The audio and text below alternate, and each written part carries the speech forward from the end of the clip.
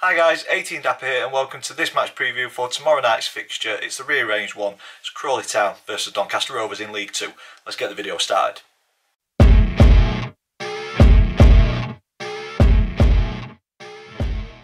So guys, welcome to this match preview, Crawley Town versus Doncaster Rovers in this rearranged fixture in League 2. If you're an existing subscriber, thank you so much for your support on the channel, it is greatly appreciated. If this video has brought you to the channel, please consider clicking subscribe so you don't miss any future content, and we are on the road to 3,000 subs, so your support on that would be greatly appreciated. If you're new to the channel, this is a format that we go through match previews. We'll look at previous meetings between the two clubs, current form across all competitions.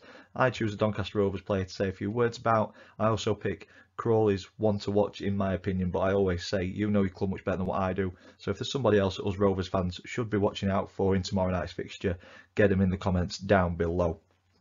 And then we finish the video with three predictions. The predicted team lineup thanks to FanHub. Me and the family have got a predictions league table, so there's an update on that, and then the all important score prediction to finish the video off. So without further ado, let's get into previous meetings. Crawley and Donny not faced off too many times in our history, only 7 occasions. Rovers winning 2, we've shared the spoils on 4, and Crawley have come out on top on the solitary occasion.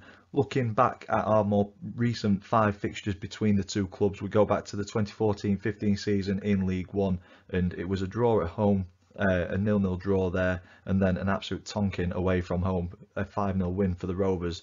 It'd be lovely to have that tomorrow night.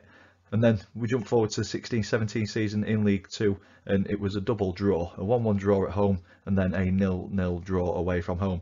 And then we'll look back at the early game this season. I will link it at the end of the video if you want to go back and watch that match day vlog. And it was a 4-1 victory for the Rovers. So yeah, unbeaten in 5 against Crawley. Hopefully we can make it unbeaten in 6. Moving on to current form though. Probably in Crawley's favour coming into this one. Donny lost, drawn, lost, won, lost, very inconsistent over our last 5. Crawley with a bit of confidence coming into this one though. They've 3 defeats, but they've come into this one on the back of 2 wins, which have been massive wins. On the Rovers though, as I said, we continue to be inconsistent, hit and miss with performances and results. We were shocking midweek a few weeks ago against Harrogate. That was followed up with a better performance and a result against Wimbledon last weekend. But then last time out against Salford, we just looked thoroughly disinterested in the game, and we were beaten by a better team, 3-1 on the day, and we barely laid a glove on them. In all honesty, 1 shot on target, only 6 shots altogether.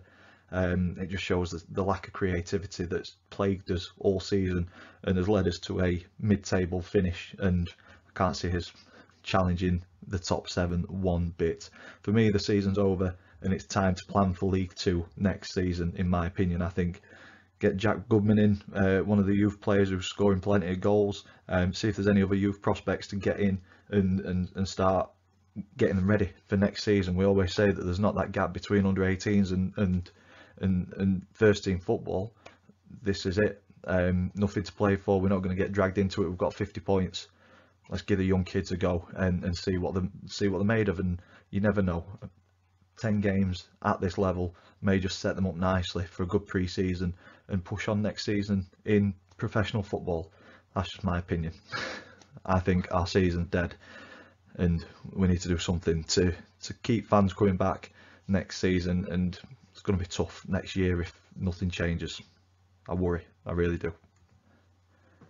On to Crawley though, a tough season for them as they continue to look nervously in and around them at the teams who sit close by. Currently sitting in 22nd. The last 2 results, as I said, were absolutely massive and they've given them a huge chance of avoiding the drop.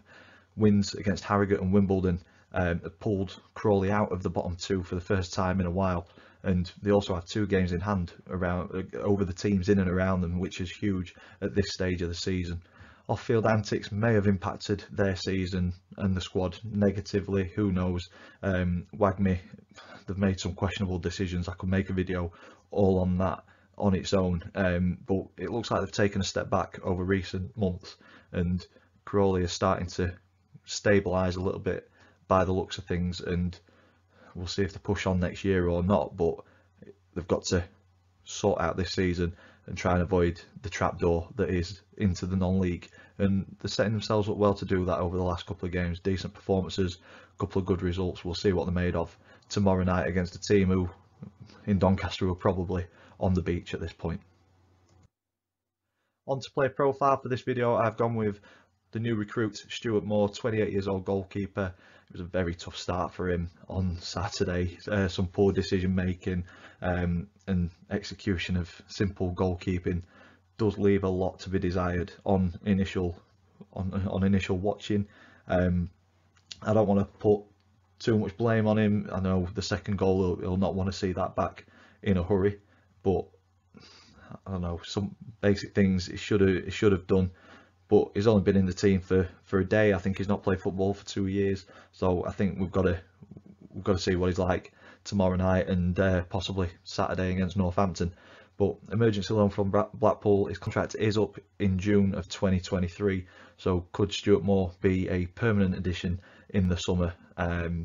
With him already being on the radar, the club said that he was already on the list of players, and if he came available for emergency loan, they were going to take him. So yeah, potentially we're seeing next year's keeper. Obviously Mitchell out of contract, Jones, Bottomley, I believe they're out of contract as well, so we will be in the market for a goalkeeper. Possibly Stuart Moore is the one, and I think a couple more training sessions under his belt with the team, we'll get to see more of him in terms of what he's about. I don't think we can judge him too much on the mistakes on Saturday. Probably nervous and wasn't really helped by the looks of things by his defence or midfield. So welcome to Club Stuart. Yeah, it's going to be a steady end to the season, I believe, but we will see. Stranger things have happened in football. On to the opponents, one to watch. So as I said at the start of the video, you know your club much better than what I do, so please in the comments down below let us know if there's somebody else in the Crawley squad that we should be looking for. Obviously Dom Telford is one of the main men and one of the first names off of many people's lips when it comes to Crawley Town, top scorer last season, but I've gone with Ashley Naderson. The reason for this is he's contributed the same amount of goals as Dom Telford as this season. 28 years old, centre forward, 37 appearances, and he scored 7 and assisted 6. The reason I've put Ashley in here instead of Dom is Dom scored 10, but I think it's the assists that Ashley's added as well. Only 3 goals behind Dom, but he's created 3 more goals than what Dom has. So yeah, I think he's probably one of their key men in terms of keeping quiet in front of goal, but also preventing him having that space to find a pass through to Dom Telford more than likely for him to put it away. So for me, the one to watch is Ashley Naderson in tomorrow night's fixture for Crawley Town. Moving on to the predicted team lineup. So for this one, I'm sticking with the usual principle that Danny Schofield has got. I'm not a fan of it. I wish he had a plan B. I wish that the adaptability was there. Maybe it's the players that he's got at his disposal. They're just not good enough to swap and change. Who knows? I'm sure we'll find out over the summer.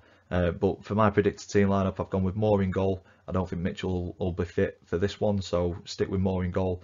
We're losing Ben Nelson to internationals, so I've swapped him out with Adam Long. I'm not sure on the fitness of Tom Anderson, so Adam Long in the back 3 with Oluwu and Tommy Rowe. James Brown on the right, Charlie Seaman on the left. Still, I think Maxwell's out for the rest of the season. I may be wrong with that. So yeah, Charlie Seaman keeps his position on the left. Midfield of Ben Close and Harrison Biggins with Molyneux and Hurst a little bit further forward, supporting George Miller up front on his own. I'd love to see 2 up front. I'd love to see us swap it about a bit and just, like I say, the adaptability to take the game to teams that we're playing against. But that's kind of the setup that we've had, so I'll go with that as my predicted team lineup for this one. Hopefully it's enough to get 3 points. Onto the predictions league table. So if you're new to this, me and the family predict the scoreline for every single league game. If we get the result spot on, we get 3 points. If we get the outcome of the game right but not the result, we get 1 point. And if we get it completely wrong, we get no points. Saturday against Salford, I think Dad and Chris went with narrow wins for the Rovers. Max went with a draw. I went with a 2-0 defeat, so that gets me a point, but no change in the table. But I've creeped up. I'm now on 12 points, still rock bottom. Dad in third on 14, Chris in second on 22 points, and Max currently leading the way on 24 points, 10 games to go. There's still a chance that something may change. I think I'll probably still be exactly where I am come the end of the season. And that takes me on to my score prediction for this one. It's a tough one because I think we'll be on the beach. I think our season is dead and buried.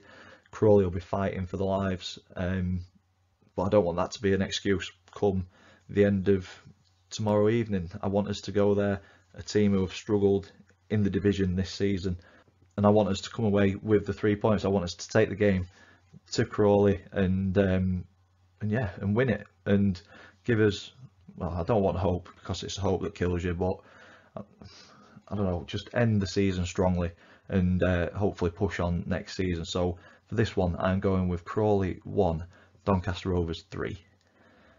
We will see if that is right come the end of tomorrow night. But that's where I'm going to leave this one. If you've enjoyed it, please stick a big thumbs up on the video. Comments in the section down below. I do try to reply to all the comments as and when I can. Subscribe if you haven't already so you don't miss any future content. Help us on the way to 3,000 subs. And all that's left for me to say is thank you for watching, and I will see you in the next one.